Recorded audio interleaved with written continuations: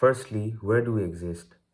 We are in an area in the existence where actions are taking place.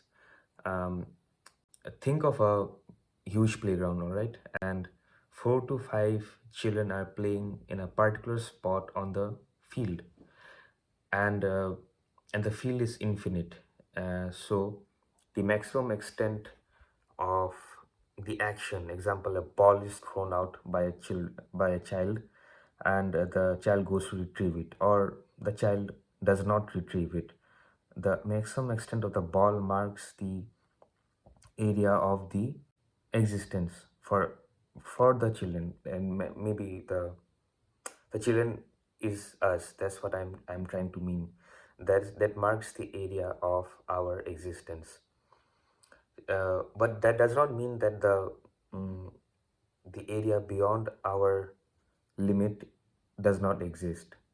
The field is infinite, and considering infinity is God probably. Anything unknown, infinity is God. We don't know that. It is divine. The things outside the area of the action which is taking place, it does not interfere with the players much.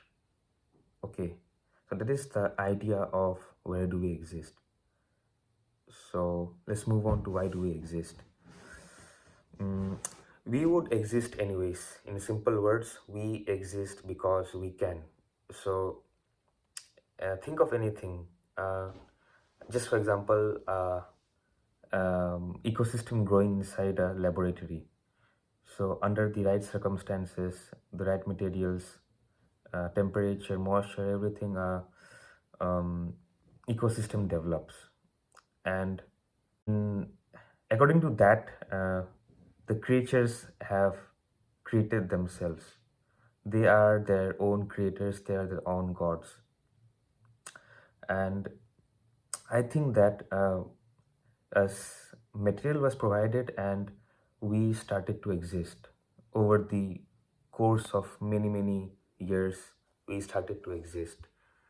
So that is the reason why we are existing, according to me. And the purpose of our existence is to be useful. And I think of it as cells. So consider every living creature as a single cell of a large body. You and your fellow humans together form a tissue. Many cells form a tissue, and the tissue into an organ, and the organ into a fully functioning system, uh, body.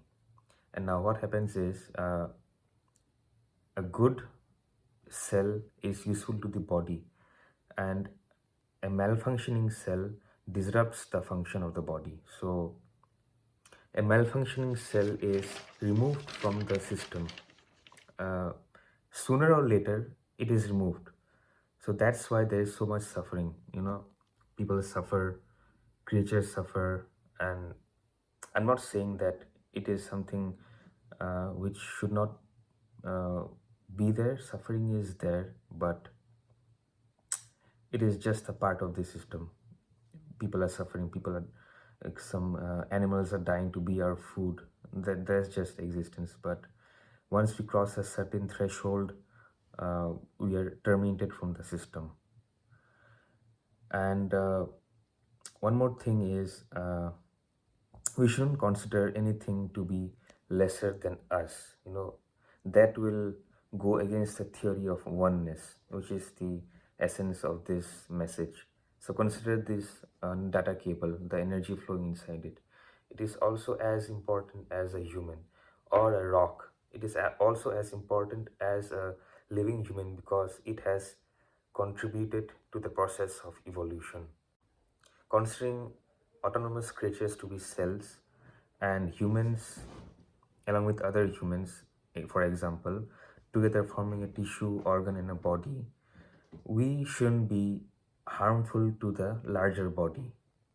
And also, m- almost every creature, everything which exists is innately good. Nobody is bad innately. They have a longing to be good, and uh, over the course we become bad and we start malfunctioning. But that is a different case. We'll discuss it later. So, if we are malfunctioning, we are defeating the purpose of existence, which is to attain perfection. So, we are ultimately hurting ourselves because we are part of the larger body. That is pretty much it for this video. See you guys in my next philosophical video.